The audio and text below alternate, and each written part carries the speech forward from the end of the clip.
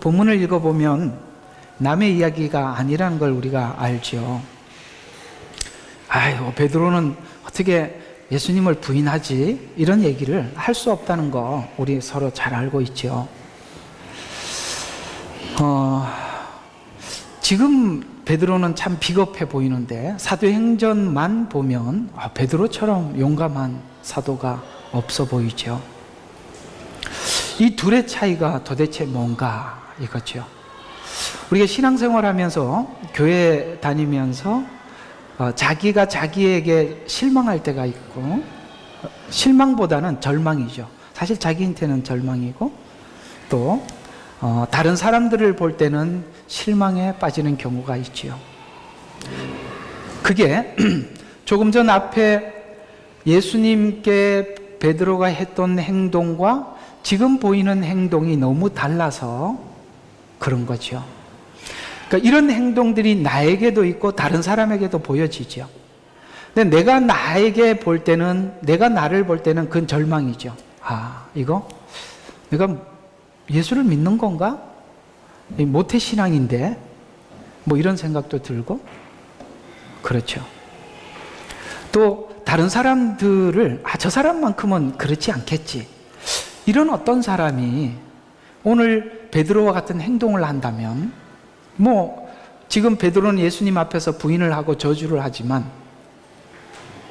실제 여기 현재 우리가 교회 생활하고 있는 가운데서 저주하고 이러는 거, 이런 방법이야 지금 이 상황하고는 좀 다르겠지만 다른 형태로 그런 것들이 이렇게 나타날 때가 있단 말이죠. 그럴 때는 실망합니다.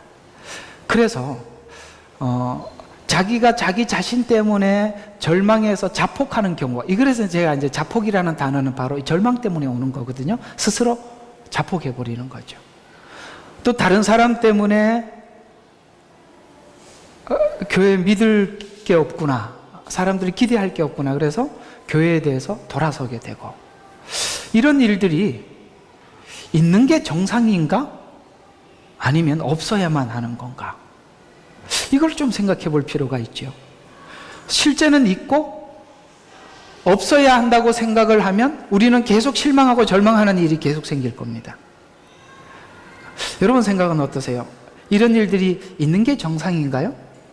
있는 게 정상이죠. 만약에 이게 없다면 아주 철저하게 외식하거나 완벽하게 남을 속이거나 자기 자신을 속이는 거죠. 그리스도인이 되고 난 이후에는 이런 일이 절대 없다라는, 그러나 이것이 지금 무언가를 만들어내고 하고 있고 생각하게 만든다는 것이죠. 그래서 오늘은 이런 부분에 대해서 내 속에 이중적인 내가 있다는 것을 인정하고 하나님 앞에 나가야 하고 자기 자신에게도 그걸 받아들여야만 하는 것입니다. 왜냐하면 우리가 예수 믿기 전에 지난날에 내가 있고 지금 성령님이 우리 속에 들어와서 성령으로 지어져가고 만들어져가고 있는 내가 있어요. 이 둘의 나가 있단 말이죠.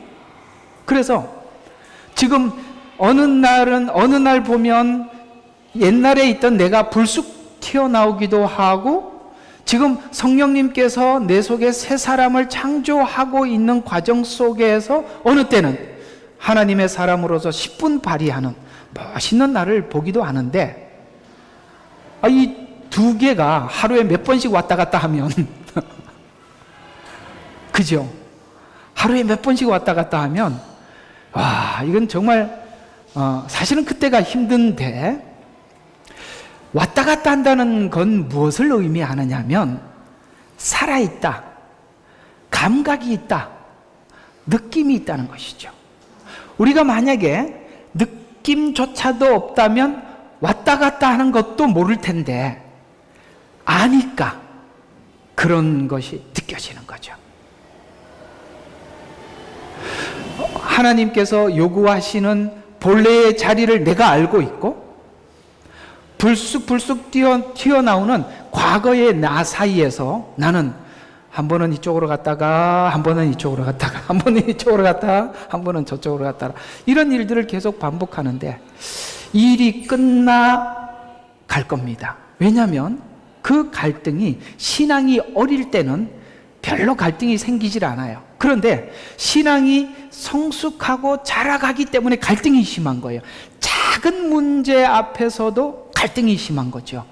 그러나 신앙이 어릴 때는 큰 문제가 생겨야 그때서야 내가 하나님이 원치 않는 길로 가고 있었네 하고 가끔씩 깨닫는 것은 그건 아주 신앙이 어릴 때 느끼는 거죠. 자기가 살아가는 삶 속에 죄가 무엇인지 하나님의 뜻을 따라 살아가는 것이 무엇인지 그 두 개가 잘 느껴지잖아요. 그래서 정말 무감각하고 무딘 사람들이 있어요. 그런 사람들은 하나님께서 거의 반은 이렇게 해서 내가 지금 잘못 가고 있구나 이렇게 가르쳐줘서 전부여 의지 없어서 손 들고 옵니다 하고 찬송가 440장 이건 새 찬송가는 몇 장으로 바뀌었는지 모르겠습니다. 왜 제가 440장을 잘 외우겠습니까? 옛날에 많이 불렀으니까 외우는 거 아니겠습니까? 멀리 멀리 갔더니 처량하고 고나요? 그 다음에 뭐죠? 슬프고도 외로워 정처 없이 다니네. 예수 예수 내 주여 이제 내게 오셔서. 아마 제 생각에는 이 둘째 아들이 이 찬양을 부르고 다니지 않았나 이렇게 생각이 듭니다. 그런데 둘째 아들이 그런 고민하고 갈등하는 시간이 필요하지요. 그래서 우리가 신앙이 성숙할수록 하루에도 몇 번씩 왔다 갔다 하는 것은 감각이 살아있어서 그런 거예요. 좋은 현상이에요. 누구는 한 달에 한 번씩 느끼거든요. 더 심한 사람은요 1년에 한 번씩 느껴요. 근데 하루에도 몇 번씩 왔다 갔다 해요. 그건 뭘 이야기하냐면 우리는 죄에서 떠나 의로 돌아가려고 하는 몸부림이 내게 있다는 증거입니다. 그래서 그렇게 자주 느껴지는 일이죠. 그래서 이 이중적인 것에 대해서 괴로워하는 것은 성도가 겪는 일이고, 그래서 나에게 절망이요 타인에게 실망을 우리는 이제 소화하고 삼켜서 그걸 받아들여 보자라는 차원에서 오늘 이 베드로 이야기로 저희들이 함께 은혜를 나누어 보도록 하겠습니다. 자, 그러면 오늘 이 본문의 이야기는 이렇게 전개되고 있어요. 베드로는 정말 예수님을 사랑하고 충성된 마음으로 예수님 뒤를 따라갔습니다. 그리고 예수님이 지금 잡혀 있죠. 그 자리를 배회하고 있었어요. 근데 그 옆에 있는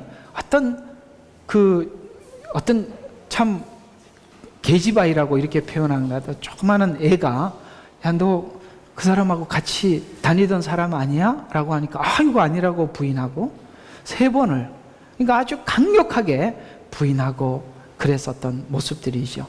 근데 이런 모습과 나중에 보니까 사도행전에 어쩌면 이 베드로는 이렇게 용감할 수 있을까? 라는 것을 우리는 이 둘의 비교를 보면 그 사이에 무슨 일이 있었던 거지? 무슨 일이 있었어요? 바로 사도행전 1장 8절에 성령 강림이 있었던 것이죠. 그렇습니다. 이것은 지금 현재는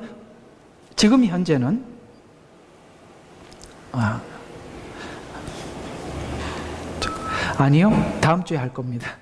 누가 질문을 해서. 자, 뭔 이야기 하다가 갔죠? 그렇죠. 성령 강림. 고맙습니다.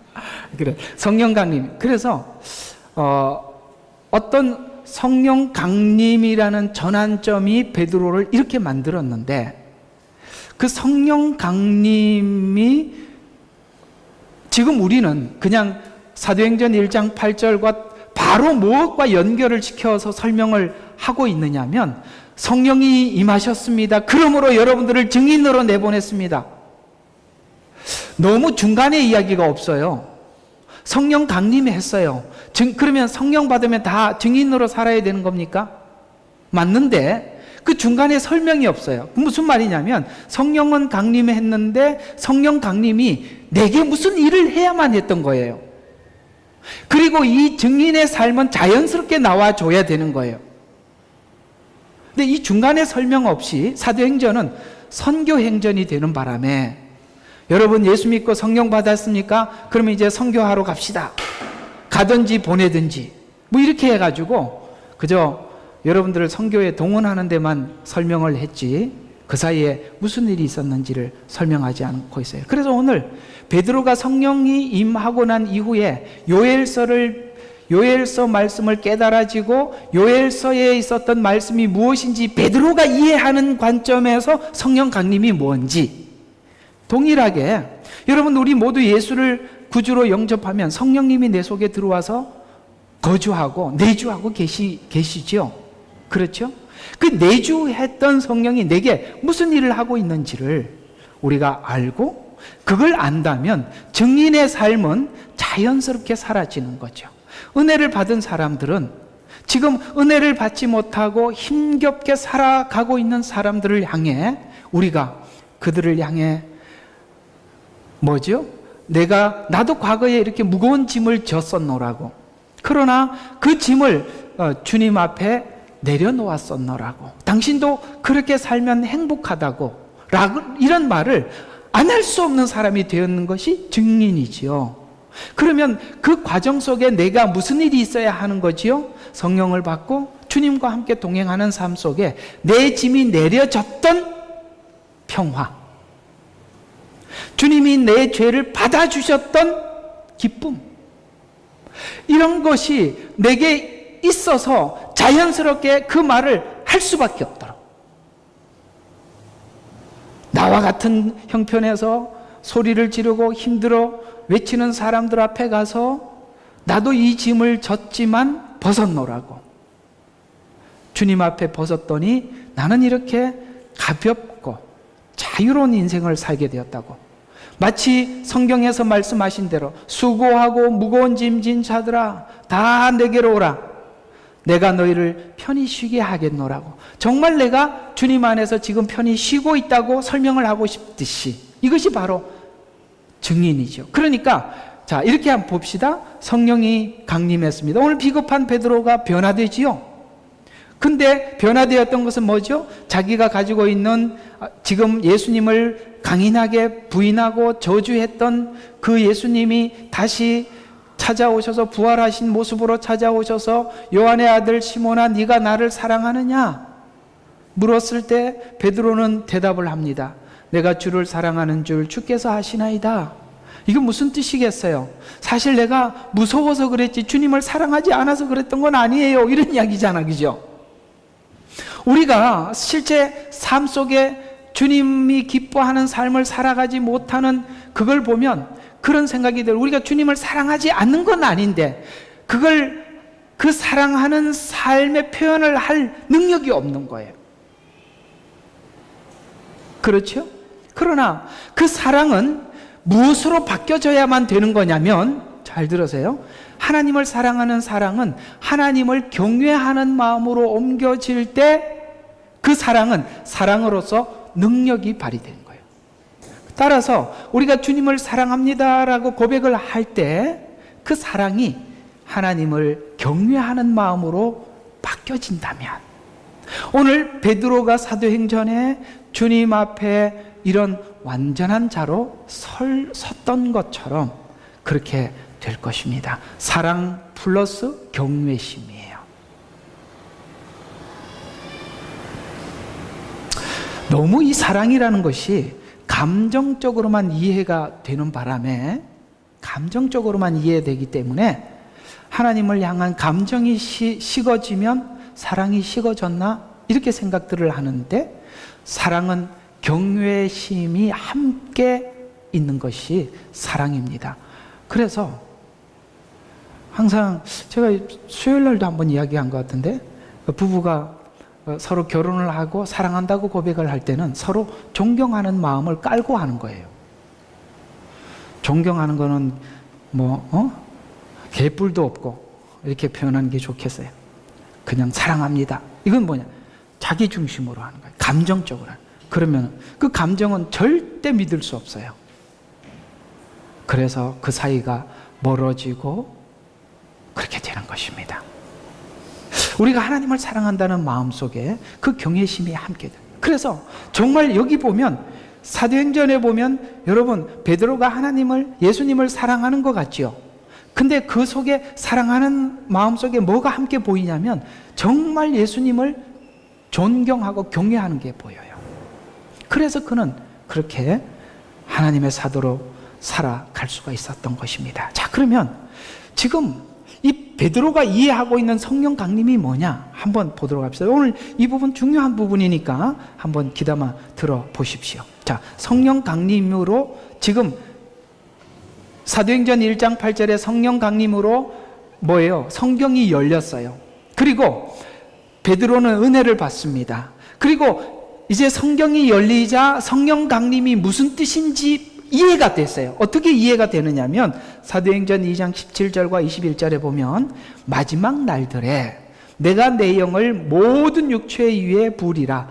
그러면 너희 아들과 딸들이 예언할 것이요 또 너희 젊은이들은 환상을 볼 것이며 너희 노인들은 꿈을 꾸리라. 또 그 날들에는 내가 내 남종들과 여종들 위에도 내 영을 부어주리니 그들은 예언할 것이요 또 너희 젊은이들은 환상을 볼 것이며 너희 노인들은 꿈을 꾸리라. 21절에 그러므로 누구든지 주의 이름을 부르는 자는 구원을 얻으리라고 하였느니라. 이 말은 이미 구약 성경의 요엘서에 예언되었던 내용이 이제 무슨 뜻인지, 성령 강림이 무슨 뜻인지 지금 이해를 하고 있는데, 이것은 뭐냐면 이미 하나님께서 과거에 약속된 선물이라는 것이에요. 그러면 이게 27절에 소개되어 영을 부어주시고 예언하고 환상을 보고 꿈을 꾼다는 말을 지금 우리는 어떻게 자꾸 풀고 해석을 하고 있냐면 이것이 바로 초월적인 체험을 하고 있는 중이다라고 보고 있어요.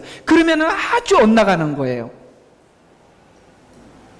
성령 받으십시오. 성령 받았습니까? 그러면 그 다음부터 하는 얘기가 성령님이 감동했습니까? 여러분들에게 임했습니까? 어떻습니까? 여러분들에게 뭐 하나님께서 무슨 말씀을 하시던가요? 하나님 무슨 비전을 주시던가요? 자꾸 이렇게 물어요. 그 말이 아니라 지금 요엘서에서 말씀하고 있던 이 성령이 임한 것은 창세기 6장 3절에 하나님께서 이제는 이렇게 사람들과 함께 하지 않겠다라고 말씀하셨던 그것이 깨졌다는 거예요. 하나님께서 그걸 깨트리시고 찾아오셨다는 뜻이에요. 자, 한번 창세기 6장 3절에 이렇게 설명하고 있어요. 내 영이 항상 사람과 다투지 아니하리니. 이게 무슨 말이냐면 이제는 사람들하고 더 이상 갈등하지 않겠다는 거예요. 이제는 더 이상 간섭하지 않겠다. 하나님 돌아선 이야기죠. 이는 그도 육체임이라. 무슨 말이에요? 완전히 본능적으로 살아가고 있다는 거예요. 하나님을 떠나서.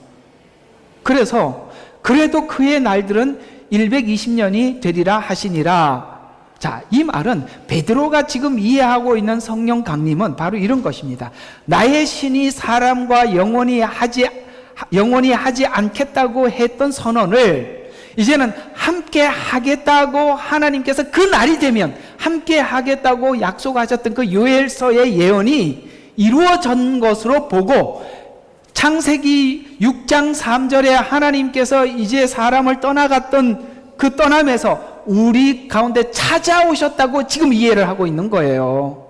근데 이걸 자꾸 성령이 임했습니까? 환상을 주실 겁니다. 꿈을 꾸게 할 겁니다. 이게 무슨 말이냐면 우리는 미래가 없었단 말이에요.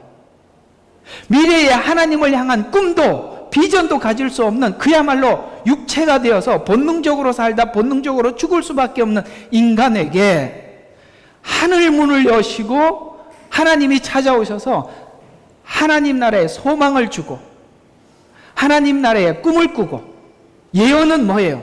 하나님께서 하실 일들에 대해서 알려주시기도 하시고, 그래서 이제는 그리스도 안에서 새 사람이 되도록 하시겠다고, 그 날이 되면 그 일을 하시겠다고 요엘서가 예언했었는데, 지금 드디어 예수님이 십자가에 죽으시고 하나님 우편에 앉으시고 내가 가면 내가 성령을 보내주리라고 약속한 대로 지금 드디어 오셨다. 다쳤던, 그래서 구약에도 보면 구약에도 성령이 일했죠. 일했잖아요. 구약에도. 사사들에게도 일했죠. 사울에게도 일했죠. 그때 구약의 성령은 하나님의 뜻을 이루어가기 위해서 사람들에게 잠시 일했을 뿐이에요. 그래서 사울에게도 하나님의 영이 임했을 때는 정신을 차리고 있다가 성령이 떠나가면 악령이 들렸잖아요. 그런데 지금 요엘서의 이 말씀은 무슨 뜻이냐면, 이제는 예수님이 십자가 사역으로 하나님과 관계를 회복시키고 난 뒤에 온 성령은 떠나지 않고 우리 속에 있겠다는 거예요.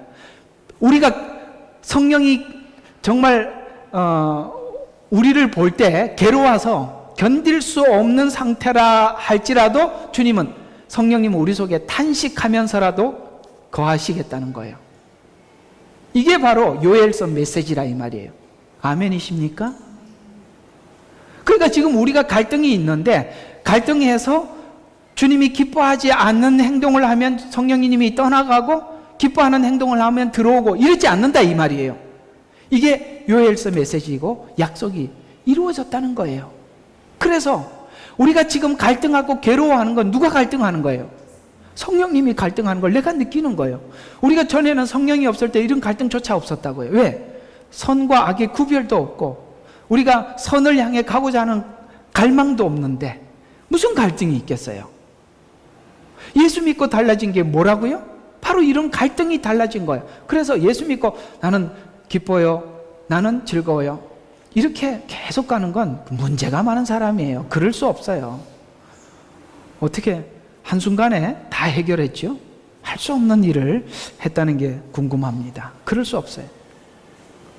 그래서 베드로는 지금 성령 강림을 통해 하나님의 신이 인간과 함께 하게 된 것을 보게 되었는데, 함께 하게 된 이유가 예수님을 너희가 십자가에 못 박아 죽였으나 하나님이 살리셔서 너희와 하나님 사이를 예수님이 연결해서 하나님의 백성을 만들었다고 본 것이 바로 베드로가 본 성령 강림의 이해라는 것이죠. 그래서 또 예수님은 성령 강림의 뜻을 예수님은 이렇게 설명하였어요. 요한복음 16장 7절과 8절에 보면 내가 가는 것이 너희에게 유익하니라. 여러분, 예수님이 가시는 것이 왜 유익한지 보십시오. 만일 내가 가지 아니하면, 자 보세요. 예수님은 육신을 입고 이 땅에 오셨어요. 그러니까 육신을 가지고 있는 한 제한적이에요. 동시에 나타날 수가 없어요. 그래서 내가 가는 것이 유익하니라. 만일 내가 가지 아니하면, 위로자라는 말은 성령님을 이야기하는 겁니다. 너희에게 오지 아니하리라. 그러면 자, 요거 이제 뒤에 풀어 드릴게요. 그러나 내가 떠나가면 내가 그분을 너희에게 보낼 것이니, 그분이 오면 세 가지 일을 하는데, 죄에 대해서, 의에 대해서, 심판에 대해서. 지금 우리 속에 성령님이 알려주는 게 뭐예요? 우리가 이렇게 가다 보면 얘야, 그건 죄야. 이런 말을 하는 바람에 뭘 할 수가 없죠. 뭘 많이 했나? 그 소리가 들리면 뭘 할 수가 없어요. 의가 뭔지, 옳은 일이 뭔지를 말씀해 주고 있는 거예요. 그 다음에 심판이 뭔지를 설명하고 있어요. 그러면 오늘 요한복음 16장 7절과 8절에 있는 말씀이 이게 무슨 뜻이냐면, 성령 강림은 예수님의 구원 완성과 부재임을 증명하는 거예요. 이해가 가십니까? 이 말?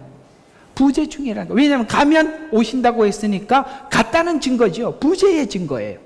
그리고 이 일을 부활하시고 하나님이 하나님 우편 보좌에 끌어올리셔야만 성령님이 와요. 그러면 지금 예수님이 내가 아버지께 가면이라고 했으니까, 아버지께로 갔으니까 뭘 이야기하는 겁니까? 예수님이 구원을 완성했다는 이야기죠. 그러니까 성령 강림은 뭐죠? 예수님의 부재며 그 부재는 구원을 완성했다는 증거가 되는 거죠.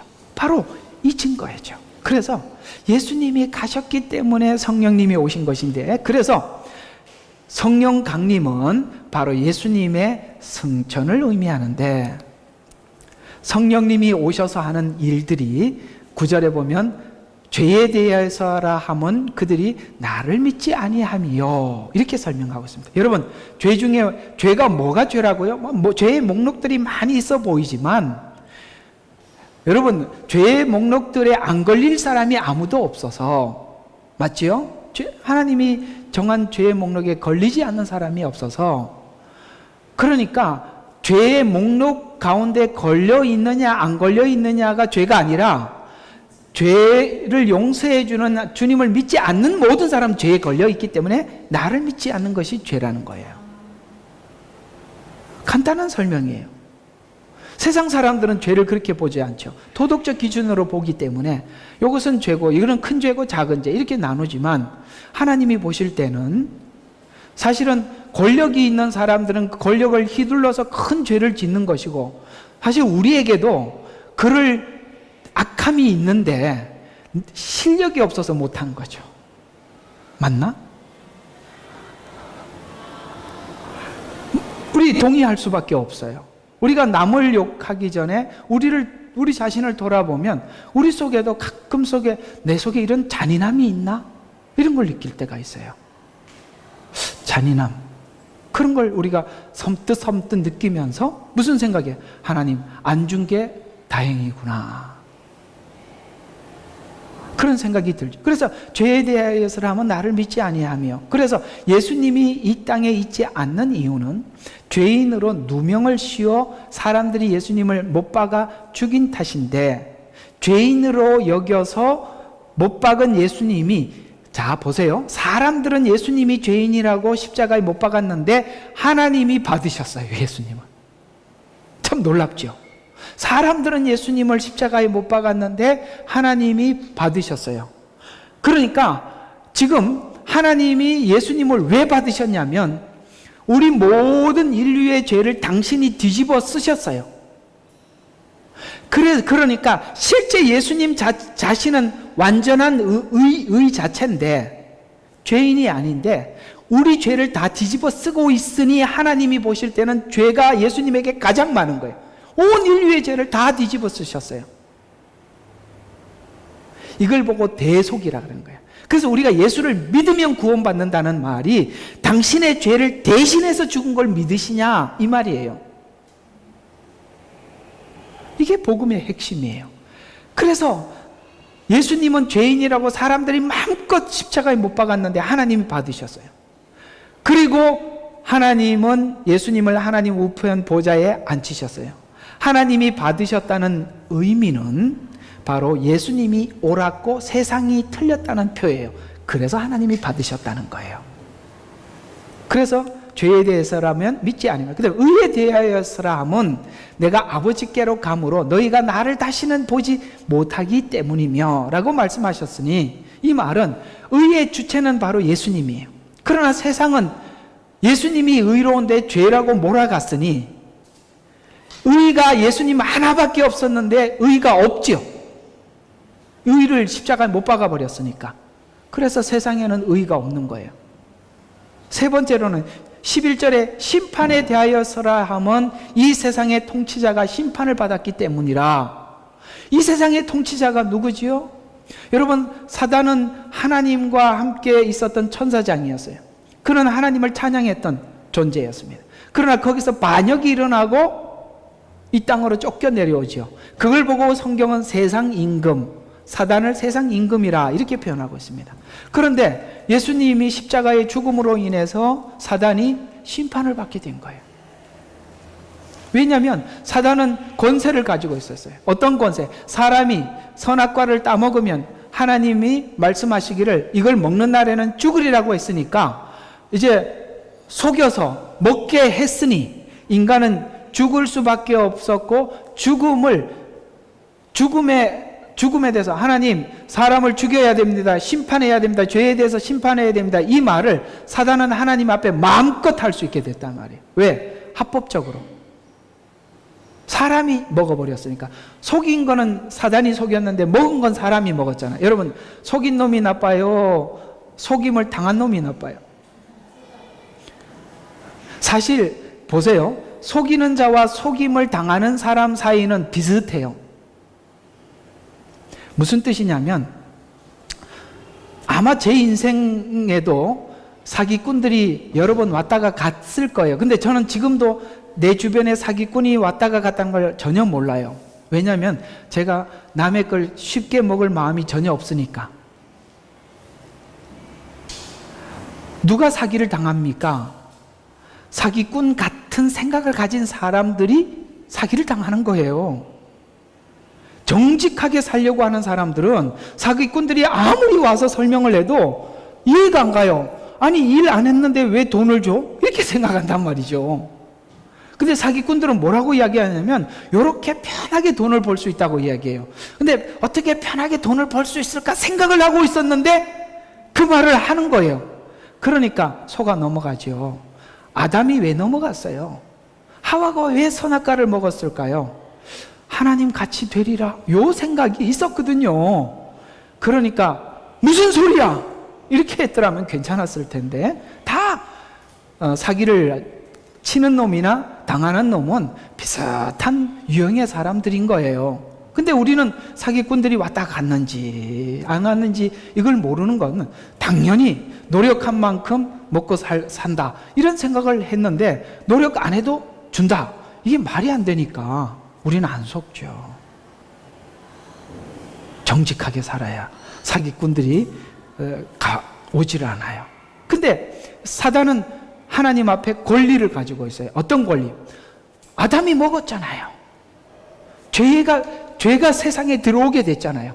죄의 결과는 사망이잖아요. 그렇죠? 그래서 그런 그 권리를 가지고 있어요. 그런데 예수님도 육체를 입고 오셨기 때문에 죄를 뒤집어 씌워서 죽여버렸어요. 그런데 누가 살려버렸죠? 하나님이 살려버렸어요. 그러니 사단은 이제는 죽음의 사망의 권세를 더 이상 행세할 수 없어요. 누구에게 행세할 수 없을까요? 의로운 자에게 행세할 수 없게 된 거죠. 의로운 자는 누구죠? 예수를 구주로 영접한 자들입니다. 그들에게는 더 이상 사단은 심판하십시오, 사망 죽여야 합니다 이 말을 할 수가 없어요. 왜요? 우리는 예수와 함께 하나가 되었고 하나님께서 예수님을 살린 것처럼 우리도 살릴 것이니까 우리는 더 이상 사망의 권세가 더 이상 우리를 어떻게 좌우지할 수 없게 되었다는 거예요. 그래서 예수님이 십자가에 죽으시고 부활한 것은 사단이 이미 심판을 받은 거예요. 그래서 심판에 대해서도 무엇인지 설명을 하게 된 것이다. 이 세 가지를 가르쳐주는 일을 누가 한다? 성령님이 하신다라고 이야기를 하고 있어요. 그래서 성령 강림의 의미는 십자가 사역이 완전하게 완성되었다라는 것을 의미하고 요엘의 예언같이 하나님의 영을 세상에 부어주어서 우리가 소망도 없어 잃어버렸고 미래에 대한 꿈도 없었던 우리들에게 소망을 주고 환상을 보게 하고 꿈을 꾸게 하고 그래서 완성된 하나님께서 구원을 완성한 그 완성된 결과를 확정하라는 것이 되는데 성경이 말하는 성도에 대한 설명을 이런 측면에서 우리는 이렇게 오해하기도 하는데 우리는 자주 이렇게 성령 내주를 내 경험이나 혹은 실용적인 차원에서 이해하려고 하다 보니까 많이 다르다는 거예요. 그래서 제가 좀 여기서 하나 좀 더 덧붙이면 은사로 자꾸 성령을 풀려고 하는 바람에 이렇게 우리 속에서 값어치 있게 구원받은 성도와 함께 더불어 그리스도를 닮아가기 위해 갈등하고 씨름하는 이 설명을 해주지 못한다 이 말이에요. 자꾸 실용적으로만 쓴단 말이에요. 성령 받았습니까? 그러면 하나님께서 성령 받은 가장 분명한 증거는 방언입니다. 이게 무슨 말도 안 되는 소리를 하고 있어요. 아닙니다.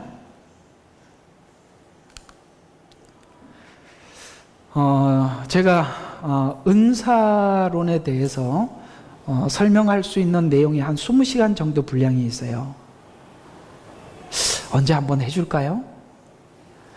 그걸 하면 은사가 뭔지 지금 이 은사는 크게 두 가지로 방향이 나누어져요. 하나는 뭐냐면 내 속에 예수를 믿으면 누구나 거주하는 성령님, 이거는 예수 믿는 자들에게 임하는 성령이에요. 그러나 교회를 세우기 위해 복음을 전하기 위해서 활동적인 성령의 역사가 있어요. 그러니까 이게 바로 사도행전의 사도들이 일으킨 역사들이거든요. 성령의 역사들이에요. 이해가 가세요? 이 두 가지가 달라요. 그런데 놀랍게도 두 번째 활동적인 성령의 역사는 예수를 구주로 믿지 않는 사람들을 통해서도 일어나기도 해요. 그게 위험한 거예요. 이게 바로 마태복음에 보면 내가 주의 이름으로 귀신을 쫓아내고 방언을 하고, 이해가 가요? 그런 역사들은 활동적인 성령의 역사인데, 이 활동적인 성령의 역사는 믿지 않는 사람들을 통해서도 일어나기도 한단 말이에요. 마치 구약의 사울처럼. 그러나 내 속에 나의 구원을 위해서 내 속에 들어왔고 죄와 의와 심판에 대해서 책망하는 성령의 역사가 진짜라 이 말이에요. 근데 자꾸 은사를 자꾸 활동적인 성령의 은사로 설명을 해가다 보니까 진짜 중요한 이 얘기를 할 수가 없어서 성도들이 성령과 함께 더불어 내 죄와 씨름하는 일을 못한다 이 말이에요. 그건 참 비극이라 이 말입니다. 그래서 십자가에서 완성한 구원과 성령 강림이 성도들 삶에 어떤 의미를 가지고 있는가를 성경식 구원에 대한 설명으로 설명한 것이 성도의 삶의 원리가 이제는 성령님이 내주함으로 인해서 본질적으로 바꾸어졌다라고 로마서 8장 1절과 6절에 설명하고 있어요. 자, 어떻게 바꾸어졌는지. 자, 예수 그리스도 안에 있는 자들에게는 결코 정죄함이 없다. 그들은 육신을 따라 행하지 아니하고 성령을 따라 행하느니라. 이는 그리스도 예수 안에 있는 성령의 생명의 성령의 법이 죄와 사망의 법에서 너를 해방시켰기 때문이라. 율법이 육신을 통하여서는 연약하여 할 수 없는 것이므로 하나님께서 죄 때문에 자기의 아들을 죄 있는 육신의 모양으로 보내 그 육신의 죄를 선고하였으니 이는 율법의 의가 우리 안에서 이루어지게 하려 함이라. 율법의 의가 이루어지게 하려 함이라. 우리가 성령이 없을 때 율법을 지키려고 하니까 오늘 베드로 같은 일이 일어나는 거예요. 자기 의지로 주님을 따르려고 하니 한계에 부딪히는 거예요. 그러나 성령님이 우리 속에 들어오면, 그래서 우리가 성령님이 우리 속에 들어왔을 때 우리가 모든 느끼는 감정이 뭐냐면 정말 이런 게 있어요. 이상하게 나뭇잎이 움직이는 소리가 들린다니까요. 이게 무슨 말이냐면 제가 호주 와서 처음에 너무 힘들어서 한 몇 년을 그냥 이게 뭐 하는 짓인가 하고 살다가 이게 조금 여유가 있어지니까 산이 보이고 바다가 보이고 가만히 보니까 이게 여기 참 자연이 좋구나, 이게 몇 년 뒤에 알았다고요. 사람들은 계속 보고 있었는데 나는 몰랐다 이 말이에요. 바로 이런 시간이 있다 이 말이에요. 우리가 세상에 무거운 짐을 지고 살 때는 몰랐는데 이 주님 앞에 짐을 옮겨놓고 내가 가벼운 마음으로 세상을 보니 내가 얼마나 가치 있고 내가 얼마나 소중한 존재인지 그때서야 보여지더라는 거예요. 바로 이런 일들이 있게 되더라는 거예요. 그래서 우리가 율법의 의가 이루어지게 하려 함이라는 말은 우리가 의무적으로 하나님의 말씀을 따르려고 할 때는 불가능했다는 걸 느끼는데, 이제는 주님의 은혜를, 주님의 사랑을 받고 보니까 이제 하나님께서 우리에게 뭐든지 요구하시든지 그 요구사항들이 우리에게 짐이 아니게 되었다. 이 말이 율법의 의가 우리 안에서 이루어지는 거예요. 누가 함께 이 일을 하신다고요? 성령님이요. 그래서 우리는 육신을 따라 행하지 않고 육신을 따라 행하지 않고 성령을 따라 행하는 자들이라. 육신을 따르는 사람은 육신의 일들을 생각하나 성령을 따르는 사람들은 성령의 일들을 생각하느니라. 육신으로 생각하는 것은 사망이나 영적으로 생각하는 것은 생명과 화평이니라. 그러니까 결국은 우리가 하나님이 자꾸 갈등 속에서 뭘 느끼게 만드냐면, 이렇게 사니까 그러니까 육신을 따라 사니까 이건 사망이구나, 불행이구나, 이걸 깨닫게 하고, 또 그 다음에 하나님 말씀 따라 사니까 생명을 얻는구나, 화평이구나, 사람들과 관계가 좋아지는구나, 이걸 자꾸 느끼게 해서 바보가 아닌 이상 어느 쪽으로 가겠어요? 생명을 쫓아 살아가죠. 그러니까 우리 하나님이 강제로 끌고 가는 게 아니라, 그래, 사망의 삶을 살고 싶어, 한번 살아봐. 그래서 아이고 아닌 게 비요. 그러다가 또 우리가 가끔씩 또 깜빡 잊어버리고 또 가. 그래서 또 아니구나. 이거 하면 할수록 어느 쪽으로 간다? 생명의 쪽으로 간다. 바로 그거예요. 그러니 갈등 없이 우리가 생명 쪽으로 누가 갈 수 있느냐 이 말이에요. 오늘 그래서 베드로의 이 부인, 그야말로 성령의 도움 없이 자기 의지로 갔을 때 예수님을 저주하고 부인하는 이 경험을 하게 하셔서 이제는 성령을 쫓아 살아갈 수밖에 없는 결정을 하면서 살도록 하나님이 지금 이렇게 바꾸고 있다는 것이죠. 그래서 구원 전에는 죄와 사망이 내 삶의 방식과 본성과 원리와 내용이었고, 구원받은 이후에는 성령의 법이 내 삶의 방식과 본성의 원리와 내용이 되었다는 말인데, 죄와 사망의 죄악됨은 그 영역이 사단의 영역이었다면 구원받은 후에 성령을 통해 하나님의 영역이 되었다고 설명을 하고 있어요. 그래서 하나님의 자녀로 부름받은 자의 다름은 성령 하나님이 함께 하시는 자가 되었다라는 뜻에서 달라졌다는 거예요. 그래서 구원받은 성도는 이 말에, 우리 모두 다 이 말에 동의하는 자들이 구원받은 자들. 자, 이 말에 함께 동의하는지 제가 성경 구절을 읽을 테니까 여러분이 동의하는지 한번 여러분 자신에게 물어봐요. 로마서 8장 7절과 9절에 보면, 육신적인 생각은 하나님과 원수가 되나니 그것은 하나님의 법에 복종하지 않을 뿐만 아니라 실로 할 수 없음이라. 여기 동의하십니까? 여러분, 이것에 대해서 동의하는 사람들이 성도예요. 왜? 이걸 너무 많이 겪어왔기 때문에. 그러므로 육신 안에 있는 자들은 하나님을 기쁘시게 할 수 없느니라. 그러나 하나님의 영이 너희 안에 거하시면 누구나 너희가 육신 안에 거하지 아니하고 성령 안에 있나니 이제 누구든지 그리스도의 영이 없으면 그리스도의 사람이 아니니라. 그래서 육신적으로 생각하면 하나님을 기쁘시게 할 수 없고 성령을 따라 살아야 하나님을 기쁘게 할 수 있다는 갈등 속에 있다. 그래서 살리신 이가 우리 안에 거하시면 살리신 이가 우리도 살리시리라는 것을 믿는 거예요. 그러니까 살리셔야 돼. 하나님이 우리를 회복시켜 주셔야 돼. 그러려면 어떻게 해야 돼? 죽어야 돼. 답이 거기인 거야. 근데 왜 힘드냐면, 너는 꼴불견이다, 너는 형편없다, 이걸 인정을 안 하려고 그래.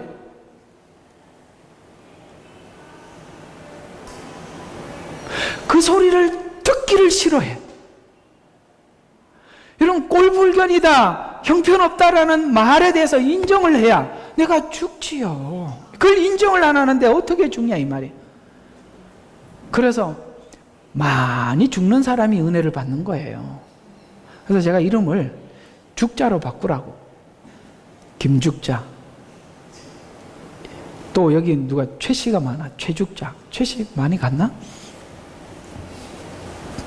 아시겠습니까? 예. 이죽자. 또 성 좀 한번 대봐. 그렇게 죽어야 되는 거야. 왜냐면은 살리실 이가 살리리라는 걸 믿어야 돼. 그러니까 옛 습성을 죽여야 하나님이 새롭게 만들어 주시는데, 옛날 것도 살리고 하나님 성품도 들어오고, 이게 두 개가 같이 있을 수가 없다니까요. 마치 뭐와 같으냐면, 저기 어디 가죠? 저 물을 사 먹으러 가니까 어떤 물은 굉장히 비싸던데요. 그 조그마한 병 한 병에 뭐 5불, 뭐 4불, 에비앙인가? 그게 비싼가요? 그래서 그거는 안 먹고 얼굴에다 뿌리더구만. 근데 그 비싼 물 왜 이야기했지? 이게 바로 죽어야 산다는 거잖아요. 내가 그 물에 너무 깊이 생각을 푹 빠뜨려 버린 것 같아요. 그래서 어떤 뭔 얘기 하려고 그러다가, 하여튼 죽어야 산다는 건 알겠는데 물 이야기는 왜 나온지는 잘 모르겠습니다. 어쨌거나. 그래서 어쨌든 우리가 그렇게 그러니까 죽을 때 하나님이 우리를 살려주실 줄로 믿기 때문에 내가 지금 있는 과거의 이 옛 성품들을 하나님 앞에 계속 가지고 가고 그걸 내려놓고, 그렇게 하면 내가, 아이고, 사람들이 우리를 보고 이 바보야, 숭매가, 이런 소리를 하고, 저 왜 그러냐? 뭐 이런 소리를 듣더라도 그걸 해야 여러분들이 달라지거든요. 그래서 제가 어떤 목사님이 그런 간증을 한번 하시더라고. 예수 믿고 나니까 정말 옛날에 있던 이 성품들이 너무 살아나서 자기가 자기 자신에게 죽기로 결단을 하고 어떤 결심을 했냐면, 다른 사람이 내 아내가 나를 부르더라도 내가 스스로 세 번 세고 대답을 해야지. 그래서 여보 하고 저쪽에서 부르더래요. 그래서 하나 둘 셋 그러니까 왜요 이렇게 대답을 하니까 계속 그러니까 이게 왜 그러냐고 그러더라는 거예요. 그게 뭐냐면 갑자기 나오는 거는 내 성품이에요. 그러나 하나님 앞에서 나를 한 템포 늦춰볼 수 있어야 돼요. 그러면 잠시 생각을 해보면 하나님이 기뻐하시는 게 뭘까라고 잠시라도 생각할 수 있는 시간이 생겨요. 옛날에는 급하게 대답을 할 때 말투에서부터 짜증이 상대방이 든단 말이에요. 그러니까 이게 뭐가 왜 싸우느냐면, 이게 언어학자들이 하는 말을 들어보면 아무리 상대방에게 주의해서 조심해서 말을 해도 말투는 고칠 수 없대요. 그래서 옛날에는 왜? 뭐 이렇게 얘기했던 걸 조용하게, 그러니까 하여튼 그 말투 속에 자기 속에 있는 감정이 실려서 간다는 거예요, 상대방인데. 그래서 그 여성분들은 이런 감정에 예민하잖아요. 그래서 말하는 태도가 왜 그래? 그래서 남자들은 그러죠. 내가 왜? 이러죠. 그러니까 여자들은 뭘 듣고 있었던 거죠? 말을 듣는 게 아니라 말하는 태도를 듣고 지적을 하는 거거든요. 제가 왜 이런 이야기를 잘할 수가 있느냐? 저도 이렇게 같이 살기 때문에 그렇습니다. 이해가 가시죠? 그래서 우리가 아무리 고쳐도 그게 해결이 안 돼요. 근본이, 본성이 바뀌어지지 않으면 안 되는 거예요. 그걸 하나님이 지금 우리 속에 하고 있는 거예요. 앞으로 계속 이 메시지들은 그런 쪽에서 여러분들에게 설명이 될 거예요. 아마 이 메시지들이 내용이 그런 방향으로 잡혀가는 걸 보면 우리 교회가 지금 우리 밭을 가꾸고 있는 것 같아요. 밭을. 왜? 씨를 뿌리고 있는데 밭이 준비가 되어야 하기 때문에 그런 것 같습니다. 살리리라 믿기를 주의 이름으로 축원합니다. 그래서 성도는 이중적인데, 하나는 실체에 나고 또 하나는 하나님의 성전으로 지어져 가고 있는 나예요. 그래서 있는 내가 내 안에 존재하고 있다고 설명하고 있는데, 누구나 느끼는 것은 내 안에 또 다른 내가 있다는 것이, 밖에 있는 나는 상황과 현실에 따라 다르게 대처하는 나이지만 내 속에 있는 나는 상황에 따라 바뀌어가는 나에 대해서 한탄하고 안타까워하는 내가 있어요. 이해가 가죠? 그래서 막 바깥에 있는 나는 그냥 현상을 따라가. 그래서 아주 감정적이고 아주 지나치게 이성적인데, 내 속에 있는 나는 성령님이 주관하고 있는 나예요. 그렇게 행동하고 있는 나를 안타까워하고 있는 나에 대해서 이 둘을 내가 함께 동시에 이쪽 밭다 저쪽 밭다 하는 일을 보고 있다는 거예요. 그래서 하나님은 속사람을 회복시켜서 겉사람이 드디어 믿음의 삶으로 살아가도록 성령을 보내셔서 지금 일하고 있다. 이것이 오늘 우리에게 주는 말씀이죠. 그래서 로마서 8장 전체가 성도가 성령 안에서 받은 축복을 이렇게 설명하고 있는데, 육신에 속한 자들은 오직 한 가지의 삶의 원리밖에 없어서 죄에 대해서 갈등이 없어요. 우리가 예수 믿기 전에는 절대 갈등이 없어요. 죄와 의에 대한 구분이 없으니까. 그러나 그리스도 안에 있는 자들은 성령님이 옛 본성을 조명하고 간섭해서 갈등이 생기게 된 것에서 우리가 다르게 되었다는 것이죠. 이 부분에 대해서 이해가 정확치 않아 우리가 다른 주장을 하기도 합니다. 그건 저 다음에 설명을 하기로 하고, 그 다음에 성령이 내주하여 간섭하고 있다는 것이 이 설명인데, 성령은 현실적이고 개인적인 체험으로 설명하고 있기 때문에 성령에 대해서 오해가 되고 있어요. 그런데 성령님이 오시면 옛사람 속에 새 성품의 작업을 하시고, 그래서 갈등이 있고, 그래서 성령은 성도로서 사는 일을 하게 하기 위해서 조명하고 인도하고, 삶은 내가 살아야 하기 때문에 로마서 8장 26절에 보면 성령은 돕고 간구하는 일을 하시고 한 존재 안에 상반된 갈등이 일어난다는 말인데, 이것이 바로 성도의 현실이에요. 그래서 성경이 말씀하고 로마서 7장 24절에 오라 나는 곤고한 사람이로다 라는 말을 우리가 입에 달고 사는 거죠. 그래서 이 고민과 갈등이 곤고한 사람이라고 갈등한 갈등이 무엇으로 가느냐? 드디어 25절에 답을 제시하고 있는데 예수 그리스도를 통해 하나님께 감사로 갔다. 갈등이 감사로 갔다는 것은 답을 찾았다는 뜻이에요. 갈등이 갈등으로 남아있는 게 아니라. 그래서 결국은 예수님을 따라 사는 삶, 거기가 답이구나 이걸 확인하게 되는 것이죠. 이것이 여러분의 현실이에요. 여러분들이 이렇게 눈을 동그랗게 뜨고 열심히 듣는 건 한 주간의 삶이 만만치 않았다는 증거고,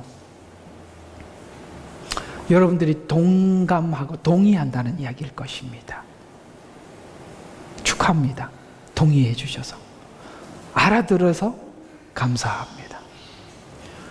그렇다고 이것은 끝난 것이 아니라 또 할 겁니다. 자, 결론을 맺어보겠습니다. 성도는 어떤 상황에 살아가는 자인가? 성도는 하나님 인도하는 방법인 성령의 인도함에 맡겨야 한다는 것을 배우고 있는 중입니다. 배워서 새 사람, 새 인종으로 거듭나게 되죠. 그럴 때 하나님 뜻과 성품을 나누는 자로서 백성다운 삶을 살 때, 이때에 성령을 따르는 삶을 산다고 성경은 말씀하고 있습니다. 성령의 소욕을 버리고 성령을 따르는 삶을 살아가는 과정에서 우리 속에 치열한 싸움이 있어요. 갈라디아서 5장 16절과 17절에 보면 내가 이것을 말하노니 성령 안에서 행하라. 그리하면 너의 육신의 정욕을 이루지 아니하리라. 육신은 성령을 거스리며 욕심을 부리며 성령은 육신을 거스리나니 이는 서로 반목하여, 이렇게 서로가 일치될 수가 없어요. 반목하여 너희가 하고자 하는 것을 하지 못하게 하느니라. 성령을 쫓고 육체를 따르지는 말라는 상황에서 우리는 갈등이 불가피하고 실패도 따른다고 설명하고 있어요. 그러는 과정에서 우리는 배우고 자라나고 있다. 그래서 우리 모두에게 과정이 있는데 이 과정에 다른 사람이 볼 때도 있어요. 그러니 용서하세요. 용서는 여러분들끼리 하고 야단은 제가 좀 쳐야 되겠습니다. 성도끼리 야단치는 거는 별로 안 좋아. 그러니 그런 소리를 들어야 잘하는 거예요. 우리가 자라는 과정 속에서 이렇게 다 큰 사람들을 보면 부모로부터 교육을 잘 받았구나, 못 받았구나 이런 걸 보잖아요. 참 한탄스러워. 그래서 우리가 어떤 사람이 결혼을 하고 시어머니한테 전화를 걸어서 그랬대요. 왜 애를 키우다 말다가 중간에 보냈냐고. 다 키워서 보내시지. 그런 말이 저절로 나와.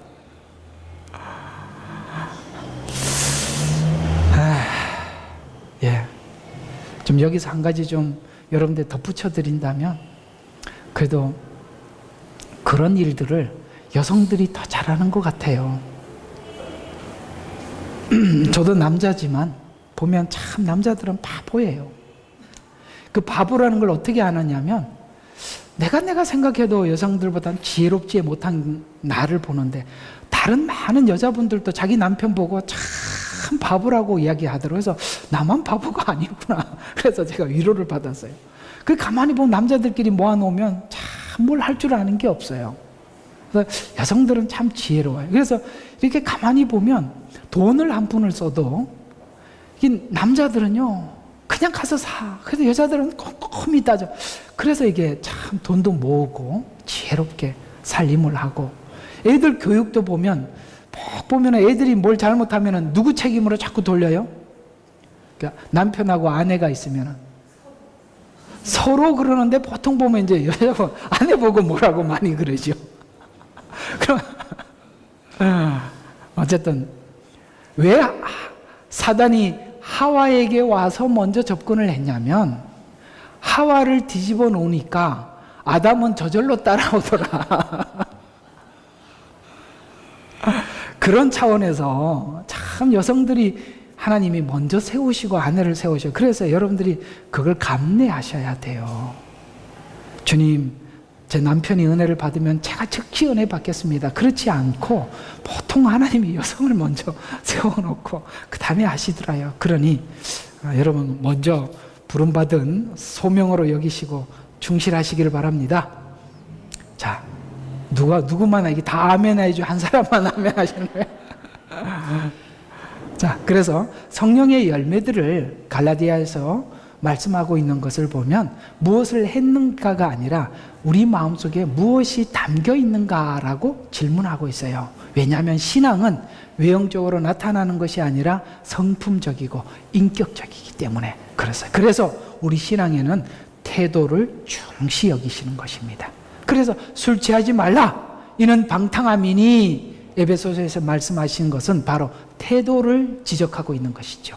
그래서 그 반대가 성령 충만이다라고 말씀하고 있어서 우리에게 준 이 기회와 시간들을 낭비하지 말라라는 뜻입니다. 그래서 성령의 임재는 원래 계획했던 일을 완성하기 위해서 오신 것인데 십자가 사역으로 얻게 된 거듭난 자의 충실한 삶의 충성을 위해서 오셨어요. 그래서 성도들의 목표가 바로 성령을 따르고 거룩을 향하여서 오늘도 인내하는 믿음, 그걸 가지라고 하나님은 우리를 이 땅에 남겨주시고 그 훈련을 하나님은 계속하고 계셔서 여러분 이 훈련이 거칠고 고통스럽고 힘들더라도 잘 극복하셔서 오늘보다 나은 아름다운 그리스도의 형상을 닮은 여러분들이 여기서 하나둘 만들어지기를 주의 이름으로 축원합니다. 기도하겠습니다. 주세요. 아버지 하나님 감사합니다.